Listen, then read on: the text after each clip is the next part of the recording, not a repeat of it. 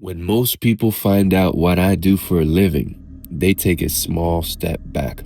There's a bit of a pause. They look me up and down, and then they say, I don't know how you do it. And here's an answer they don't expect. I'm like, because somebody has to, and because it matters more than almost any other job I can think of. Funeral directors, also called morticians, are the people who step in on the worst day of your life, and they make sure that the last goodbye goes right. Today, we're going inside that job, the reality of it, the weight of it, and the parts that most people never think about. First, let's get into the field. Most states require a 2-year degree in mortuary science, an apprenticeship under a licensed director, and passing state and national licensing exams. It requires more credentials than most people think. The pay is pretty wide. Entry-level apprentices can start around 37 to 41K. Licensed directors earn around 60 to 70,000 nationally, and experienced directors at larger metropolitan funeral homes can earn well over 6 figures. Some earners clearing around 200,000 a year. The hours, though, is one of the most underreported realities of the job. I mean, think about it. Death doesn't really follow a schedule. Funeral directors are often on call on evenings, weekends, and holidays. And workers at the smaller funeral homes, perhaps in a small town, they're frequently describing being available literally around the clock.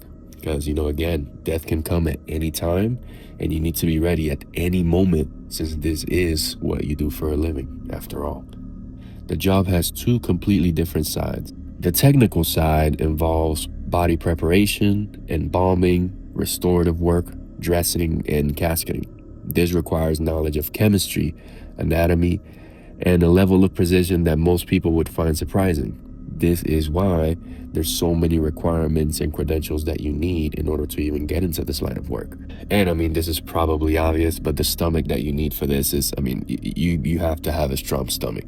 If you get easily queasy when it comes to just body part, if you're not able to watch a scary movie through and through without just getting queasy, this is probably not the right line of work for you, right? The family is something else entirely. Meeting with family hours after their loved one has died, sitting across from people who are broken and open by grief, helping them make dozens of decisions: what casket to get, what services to render, readings, flowers, timing, just everything, all while they can barely get a word out.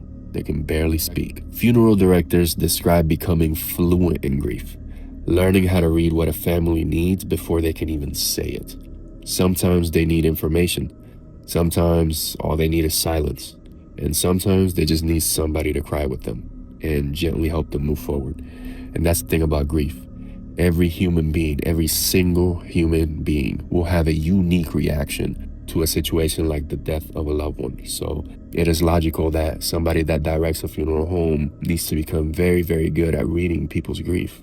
The logistics are enormous and invisible, coordinating with cemeteries, crematoriums, florists, obituary writers, and even transport, often for multiple families simultaneously. And unlike most jobs, there's no real separation between a good day and a hard day. Every day, unfortunately, does involve loss. And, the real question is, how are you going to carry this?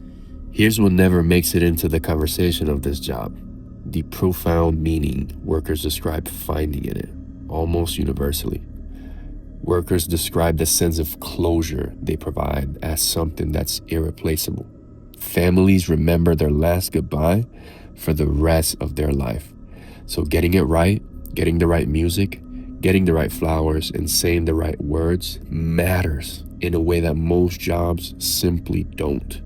The professional community is also notably pretty close-knit. Workers describe the dark humor, the deep loyalty, and the shared understanding that comes from doing work that most people just cannot possibly fathom. Now, one part that most workers universally agree on, from reviews all the way from Reddit to Indeed, here's what nobody prepares you for: children. Workers across every review platform say the same thing. Children are the cases that stay with you. There's no amount of training, there's no amount of experience, and there's no amount of professional composure to fully prepare you for those families. The industry consolidation is also changing the job. There's large funeral home corporations that have bought up thousands of independent funeral homes. And workers at corporate-owned locations describe a very different environment than the family-owned homes they were trained in. Workers describe the emotional and technical demands of the job, the licensing requirements, the on-call hours, and the weight of the work as consistently undercompensated, particularly at entry-level positions. Every year, millions of families in this country and around the world need somebody to step in on the worst day of their life and make sure that the last goodbye is right. Funeral directors do that. They do that quietly, they do it professionally, and at a real personal cost. They deserve more than a small step back at a party. These people are doing something that matters. Not to say that any other job out there does not matter. Obviously, there's thousands of jobs that need to happen every day for this world to run. But this is one that is massively underspoken about, in my opinion.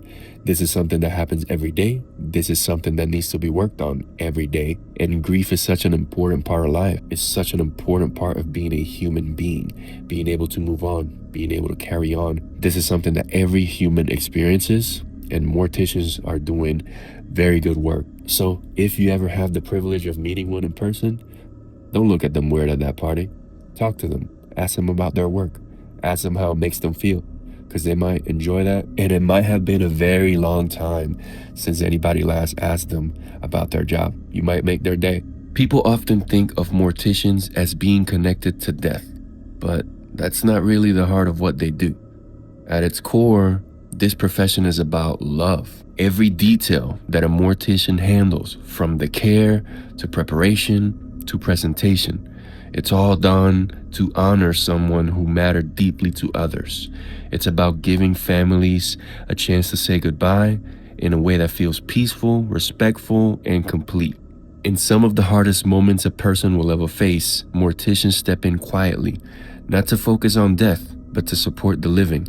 They create the space for grief, for reflection, and even healing. This work isn't driven by darkness. It's driven by compassion, because in the end, morticians don't just prepare the departed, they care for the people left behind. So that being said, if you work at a funeral service, please leave a comment down below. Comment if there's anything I missed. I am curious to hear from real people. This is research all done on the internet, but I would really love to hear from you in the comments down below. Again, if there's anything I missed or any experience that you may want to share. My goal is to continue making videos like this. I would love to keep talking about other jobs in other fields in every industry that this world has to offer.